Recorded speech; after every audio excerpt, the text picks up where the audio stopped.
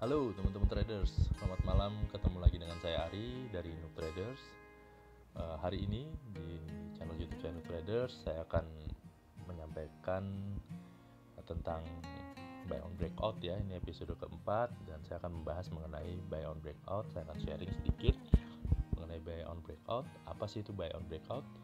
Nah, buy on breakout ini pada dasarnya adalah ya kita membeli saham itu kan ada yang buy on weakness dan buy on breakout.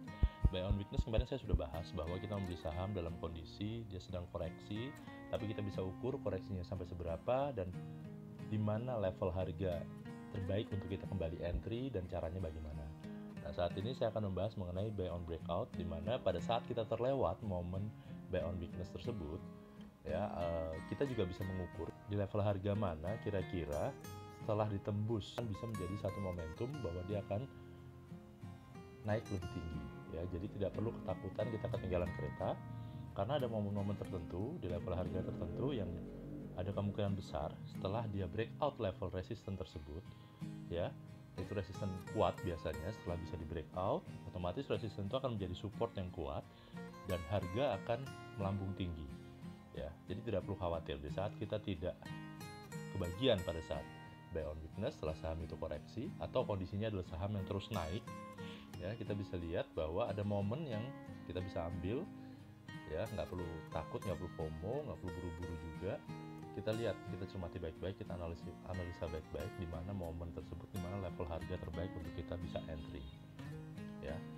Nanti saya akan coba jelaskan kira-kira seperti apa, bagaimana caranya kita bisa mengukur, terus kira-kira kita bisa masuk di level harga mana setelah terlewati breakout, dan kira-kira kita harus menunggu konfirmasi seperti apa setelah level harga tersebut atau resisten tersebut mampu kita breakout. Oke, langsung kita mulai lewat chart ya. Contoh chart akan saya pakai adalah chartnya Bank Bukopin ya, BBKP ya. Kita bisa lihat di sini ya, BBKP sempat mengalami kenaikan di Desember sampai dengan Januari ya, terus kemudian sempat koreksi dan sideways, kemudian naik kembali dan kemudian koreksi ya, sampai ini juga masih dalam tahap sideways ya di Februari. Nah, kita lihat nih, yang saya maksud dengan buy on breakout di sini adalah kita bisa lihat pertama pada saat Bank BBKP dia mengalami kenaikan dari bulan Desember. Kita lihat ya, dia naik itu mulai dari 2 Desember dia mulai kenaikannya, kemudian sempat mengalami koreksi dan sideways mulainya di 22 Desember. Nah, di momen-momen ini ya, di momen 2 Desember sampai 22 Desember ya, pasti banyak di antara kita yang bingung nih, kita mau entry di mana, atau mungkin kita ketinggalan, kita baru sadar setelah tanggal 22 ya, dan dia sedang akan menuju arahnya ke koreksi ya. Kita bingung, kita mau entry di mana ya. Pada saat mulai dia koreksi, sebenarnya kita bisa, kemarin saya bilang bahwa kita bisa buy on weakness ya. Kalau kita ukur pada saat dia koreksi ya, pada saat dia koreksi di sini ya, kita coba ukur dari terakhir kenaikannya, dia kira-kira koreksi sampai sebatas apa ya. Nih, oke. Kemarin saya udah bilang ada poin-poin penting di Fibo di level tertentu, yaitu 38,2, 50, 61,8. Dan kita bisa lihat ya di sini bahwa di Fibo 38,2 terjadi ini di tanggal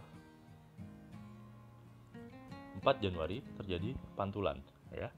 Pantulan di situ membentuk swing low ya, swing low, dan dia mencoba mantul ke atas. Nah, itu kemarin kita adalah buy on weakness, kita posisinya adalah di situ. Nah, namun apabila pada tanggal 4 Januari tersebut kita ketinggalan kereta, istilahnya mungkin banyak yang bilang seperti itu, selanjutnya adalah kapan atau di level harga berapa kita bisa kembali entry ya. Mungkin dengan kondisi sideways, ini di kondisi sideways seperti ini kita akan ragu-ragu, bener nggak ini entry, apalagi muncul candle merah lagi ya. Jadi di posisi mana kita sebaiknya entry? Nah, kita bisa, ini kan tanggal 12 yang mulai naik lagi, oke, kita bisa ganti Fibonya. Begitu dia mengalami kenaikan, kita ukur, kita rubah cara melihat Fibonya ya. bisa kita lihat di sini ya. Jadi bahwa kita bisa tentukan momen kapan kita bisa kembali entry ya. Kita lihat dari penurunan terakhirnya, kemungkinan dia akan naik seberapa. Nih, penurunan terakhir kan terendah sampai di sini. Ya. Oke. Jadi di sini ada level penting yang kalau dia bisa melewati level tersebut, yaitu di level harga, kembali saya bilang bahwa kalau Fibo itu 382, 50, dan 61,8 itu adalah yang salah satu yang penting. Kita bisa lihat di sini adalah 655 di 618. Apabila itu mampu di breakout, ya karena dia kembali di sini pantulannya adalah di 382, pantulannya 382 atau di 610. Jadi 610 dia mulai naik ke atas, ya dia mulai naik ke atas, kemudian menembus 50 yaitu di 635 dan menembus akhirnya 655. Ya, jadi kita bisa target pada saat kenaikan kita membeli buy on breakout apabila dia confirm. Yang pertama adalah di Fibo 50. Kalau dia bisa confirm tembus Fibo 50 635, ya kita bisa kembali entry. Ya, kalau kita tadi belum sempat entry pada saat dia buy on weakness, ya. Jadi kita harus pastikan dulu bahwa dia bisa break 635, ya. Apalagi dia bisa break 655, jadi kita bisa membeli saat breakout. Kita bisa tentukan kita apakah mau beli pada saat dia breakout 635 atau pada saat dia breakout 655. Kembalikan, sesuaikan dengan trading plan teman-teman. Ya, kalau saya biasanya menunggu sampai confirm 655 karena biasanya lebih kuat di 618. Kalau itu bisa di breakout, biasanya akan berubah menjadi support yang kuat dan dia akan naik ke atas lebih tinggi.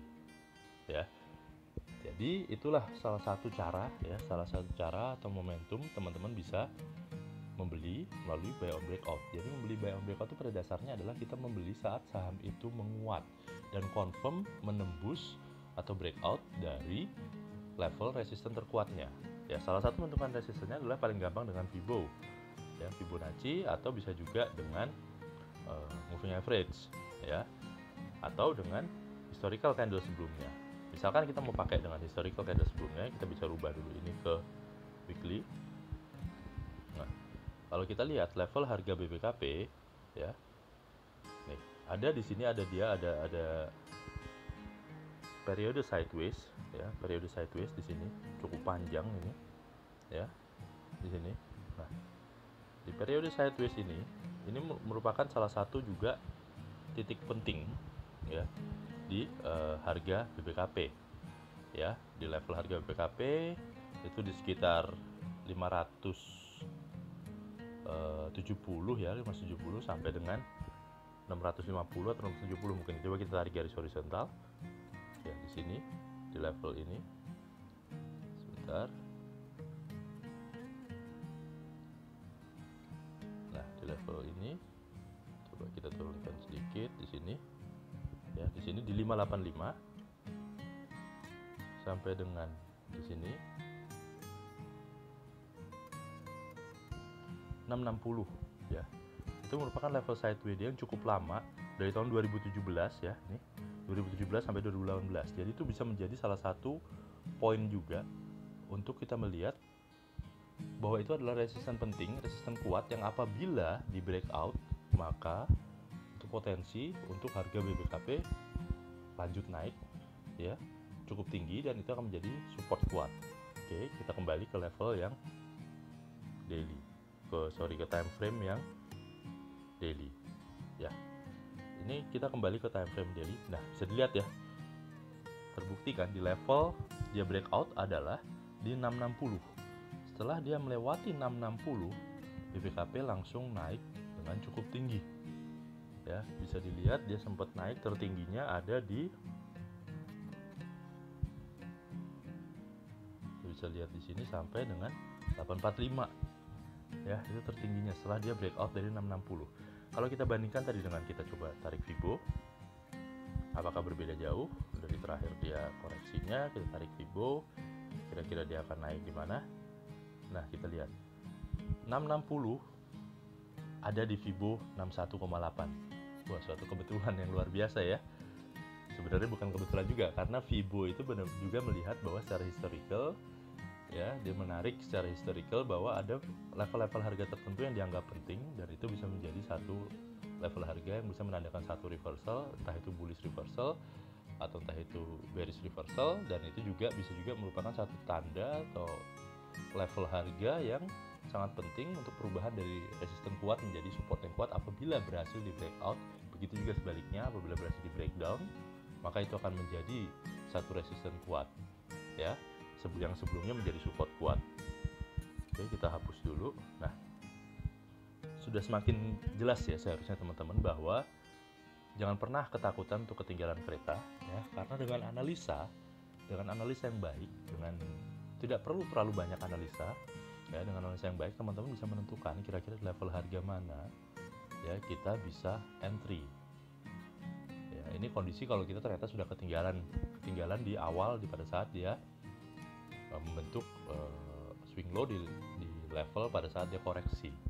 Kita ketinggalan, mungkin kita tidak ngeh bahwa pada momen itu harga BPKP mengalami kenaikan ya, terus selanjutnya berapa hari kemudian dia mulai naik cukup tinggi dan kita juga bingung kita sebaiknya entry di mana. Dengan kita melakukan ini, analisa ini paling tidak kedepannya kita bisa memprediksi, belum tentu benar 100%, tapi paling tidak prediksi kita bisa membantu kita untuk lebih percaya diri, untuk lebih yakin bahwa pada saat kita mencoba nanti membeli harga BPKP, kemungkinannya bisa dibilang 70-30, 70% itu akan benar prediksinya. Nah, kita juga sebenarnya bisa tambahkan ya, indikator misalkan seperti MACD.